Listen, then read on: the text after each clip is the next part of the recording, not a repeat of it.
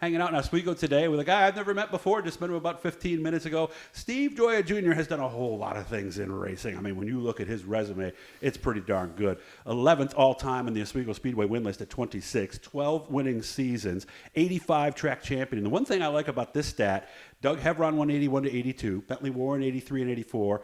Then it was the guy sitting in front of us right now, and then Bentley Ward again in 86 and 87. He won 6 out of 8 championships. Steve has also owned the racetrack 03 to 2011, currently in charge of tech at Oswego. So there's a lot of different things. And as you can see, there's a race car right behind him that may come back out and race again. Steve, first of all, how you doing? How you doing? Oh, I'm doing well, thanks. Yeah, things are good. Working on a race car? Well, just kind of puttering now. My son had raced up till about 4 years ago, so we were really involved then. But now we've kind of backed off and just work at the speedway and do tech there. Okay. So What still involved, but not really the racing part of it. Is that going to be a 350 Super maybe? This would be a 350 Super, yeah, Okay. probably. And Yeah. you're not going to be the driver, from what you're telling me. No, no, I don't think so. No.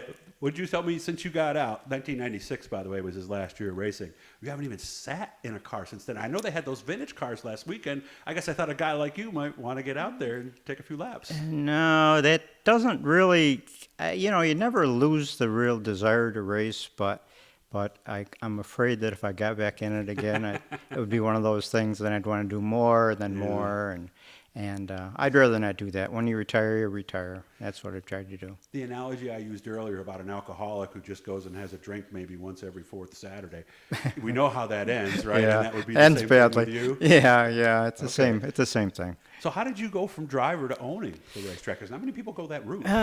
Well, after I quit racing, I was the year before that I'd started selling the tires to the competitors at Oswego, the Hoosier Tires.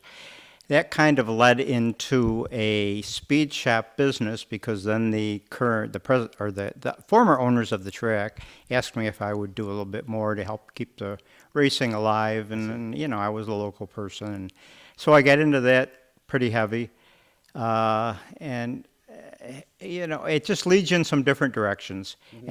And about the first part of the 2000s, Crusoe's had become about time for them to do something else, to move on and sell the speedway. So we worked out a deal with them, myself and Pat Furlong, and we went in and made it happen. Was it a good experience for you? Did the track do well? Was it? Well, I would say it was experience, not always good. It's really not what you'd think it would be. Okay. But once you get there and you're the one making the decisions, it's a little bit different than it really ends up being. As a racer, you're always saying, why don't they do this? Why don't they do that? Right.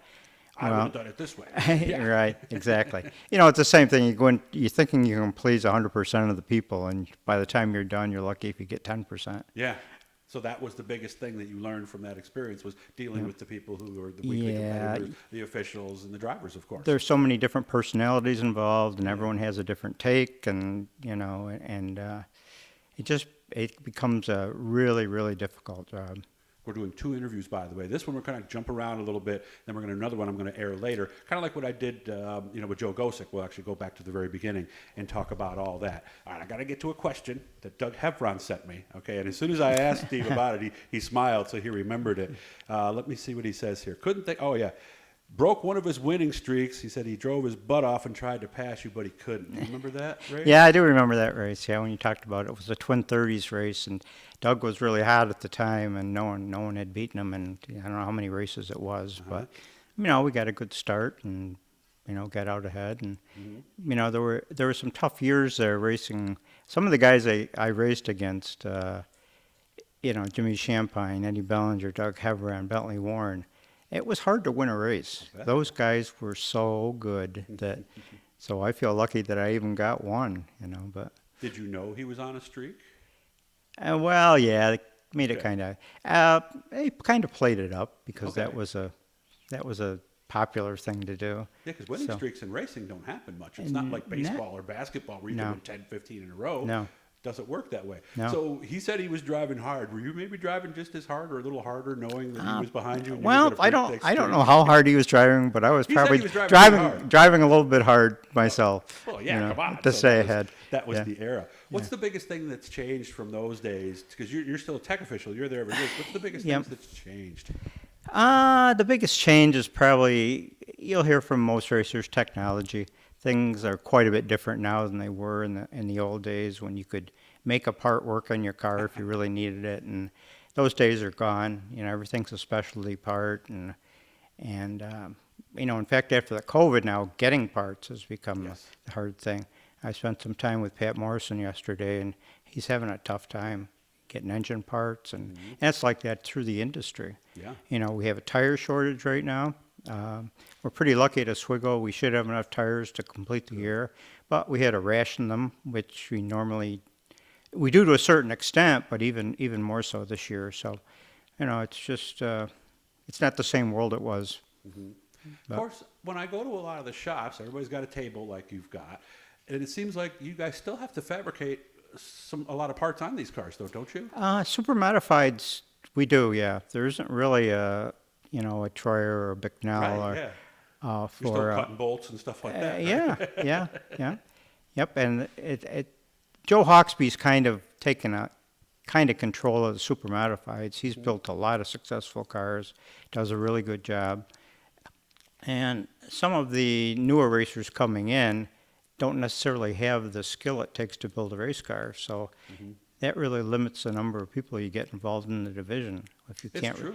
If you can't buy something to start racing, you know, with me, it was my dad, you know, that had race cars, so I was it was in the family. Yes. So it was a different experience for me. So your dad raced too? My dad owned cars. We owned cars. Yep. Different people drove. Yep, Did you different- ever drive one of his cars?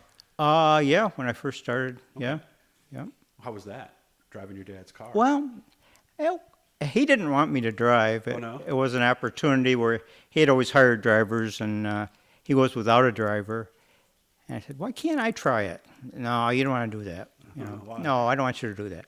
My mother was all for it, but Boy, that's backwards from what I know, thought. I know, it would, I know. My dad really didn't want it, but I convinced him eventually, and you know, it's funny, when I first tried it, I said, I don't know if this is for me, but Yeah. it was a little bit a different. It wasn't like I thought it would be. Let's put it that way. You know, Okay. from watching all those years. Why, what wasn't the way you thought it was going to be? Well, I guess it's just the speed of everything happening. Okay. When you're not used to it, at first it takes a while to adjust to it. Right. And, you know, after you've raced for a while, it's just like walking down the street. Okay. But at first, you know, you say, I don't know. Yeah, because there was no other class at Oswego you could do to work up to that. No. So, like Doug came from a 13 horsepower mic rod to a super. Right, So, I mean, it's right. got to be quite intimidating. I would Right. imagine. At the time, there really wasn't anything. We raced gig cars down the hills around here. You know, that's what we did with the derby wheels and all kinds of wheels, different. Probably not Derby legal, though. I'm sure you guys. No, not derby legal. No. How did I know that? No. Before I even asked it? By the way, Steve was also a 4-time champion, finished second 6 times with ISMA. So I got to be excited that ISMA's coming in this weekend to your place. Yeah, this right? week. Yeah, those are always good races. Looking forward to that. Yeah. And Yeah. you do the tech, or ISMA has their own people? No, they have their own people, so it's a chance for me to actually watch a race and not have to be doing something else. But I'll just tech the 350 Supers this That's week. right, because they're still there, so Yep. you got a job to do there. Got about a minute left, so we're almost to the end of this Okay. first segment. Was there anything that you didn't do? Because, I mean, I read off a lot of the stuff on your resume, and it's pretty darn impressive. Is there something you didn't do that you always wanted to do? I really have to say I did about everything that Yeah? I wanted to do. Yeah. Maybe just win more, I think is what you said. right? Yeah, I'll always win more. Yeah. Yep, could always do that. But, you know, they were such good times, you know, and I had such good family support. I was racing when I met my wife, so she came into it understanding what it was going to be. And my family was involved in racing, and we had so many people helping on the team.